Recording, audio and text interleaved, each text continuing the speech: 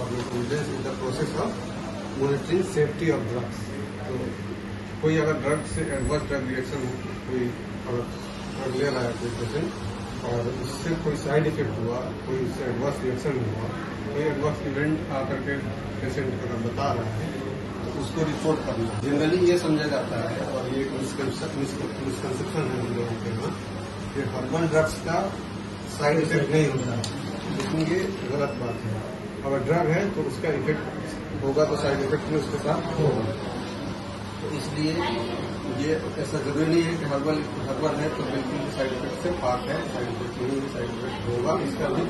तो कोई भी अगर पेशेंट आकर के आपको बता रहा है कि इससे मुझे कोई प्रॉब्लम हुई है इस दवा के लेने से, तो उसको आपको रिपोर्ट करना है। उसके लिए ये हम यहाँ पे हैं बगल में ओपीडी में, तो आप लोगों को उसको रिपोर्ट करना है। कैसे रिपोर्ट करना है ये हम बताएंगे। तो आप लोगों को तो मेनली काम ये है कि अगर पेशेंट आके बता रहा है कि हमने ये ड्रग लिया तो मुझे इसका साइड इफेक्ट आया, तो उससे सबसे पहले ये काम करना है कि उसको उस ड्रग का वो मंगवाना है, जिस मतलब पैकेट के जिस पैकेट से वो ड्रग ले रहा है, क्योंकि उसका हमें डिटेल देना है कि किस ड्रग से लेने से हुआ है और उसकी मैन्युफैक्चरिंग रेट क्या है, एक्सपायरी डेट क्या हो सकता है कि उसके हुआ हुआ ड्रग ले रहा है जिसकी वजह से उसको इफेक्ट आ रहा है, ये एडवर्स होता है। इसलिए सबसे पहला काम ये करना है हमें कि पहले तो पेशेंट का वो करना है कि उसका डिटेल लेना है, कब से है और कब ड्रग लिया और कौन कौन सी दवा ले रहा है, तो ये सब इसमें हम लोगों को नोट डाउन करना होता है, उसका रजिस्ट्रेशन नंबर। तो हम लोगों को ये जरूरी नहीं है कि वो पेशेंट आकर के बता रहा है कि कोई एडवर्स इफेक्ट हुआ है तो उस ड्रग के ही वजह से हुआ है, हो सकता है कोई और भी ड्रग ले रहा हो साथ में, तो ये सब भी पूछना है उससे कि और भी कोई ड्रग ले रहे हैं कि साथ में और कब से हुआ।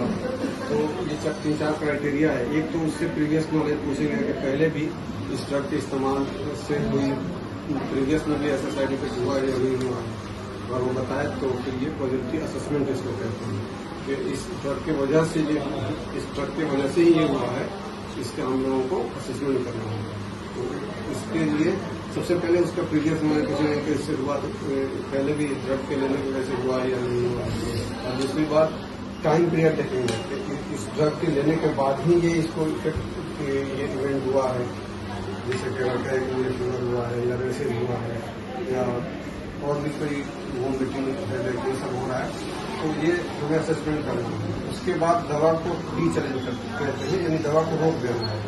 वो ये कह रहा है कि इस ड्रग की वजह से हुआ है तो हम दवा को रोक देंगे, उसको फिर बुलाएंगे, और अगर वो दवा के रोकने की वजह से वो इवेंट खत्म हो गया, सुसाइड हो गया, तो ये समझेंगे कि इस वजह से ही हुआ है। फिर दवा के री-चैलेंज करते हैं कि दवा को फिर दे करके देखते हैं कि दवा के देने से फिर अगर वो रिपीट हो रहा है तो ये समझा जाता है कि ये इस ड्रग की वजह से इवेंट हुआ है। तो ये सारी चीजें हैं जो आप लोगों को एक ओवरव्यू आप लोगों के लिए है। मेनली आप लोगों का काम ये है कि कोई भी पेशेंट आकर के इस तरह की चीजें बता रहा है कि हमें इस ड्रग की वजह से ये इवेंट हो रहा है, इसमें परेशानी हो रही है, प्रॉब्लम हो रही है, तो आपको मुझे दे देना, हमारे पास रिकॉर्ड कर देना। और मोटा मोटी ये एक फॉर्म है जिसको आप लोगों को भर के पेशेंट का रिकॉर्ड लिखना होता है कि ये उसका वो क्या है, रजिस्ट्रेशन नंबर क्या है, आप किस ओपीडी में आए हैं, उसके डिटेल्स वगैरह लिखते हैं। उसका टेम्परामेंट एनालिसिस करते हैं, तो उसका क्या टेम्परामेंट है। फिर डिस्क्रिप्शन होता है सस्पेक्टेड एडवर्स इवेंट, जो एडवर्स इवेंट वो बता रहा है उसका डिस्क्रिप्शन लिखना है कि किस वजह से क्या उसको दिक्कत हो रही है। फिर उसको उसके साथ कोई और क्रोनिक डिसऑर्डर तो नहीं है ये लिखना होता है, कोई एडिक्शन तो नहीं है, प्रीवियस एलर्जी कोई इस ड्रग की वजह से या और कोई एलर्जी तो नहीं है प्रीवियस में उसको। फिर वो जो आयुर्वेदिक या होम्योपैथिक जो भी दवाएं यहाँ से ले रहा है उसके डिटेल्स देने हैं। फिर कोई मॉडर्न दवा वो ले रहा है उसका भी डिटेल देना है। फिर जिस ड्रग की वजह से वो कह रहा है कि ये मुझे इवेंट हुआ है उसका उस ड्रग का नाम, उसका बैच नंबर, इसलिए उसका डब्बा मंगवाना जरूरी होता है, फिर उसका बैच नंबर लिखा होता है। इसको डोज आपने क्या दिया वो देखना होता है, किस रूट से दिया, रूट ऑफ एडमिनिस्ट्रेशन ये लिखना होता है।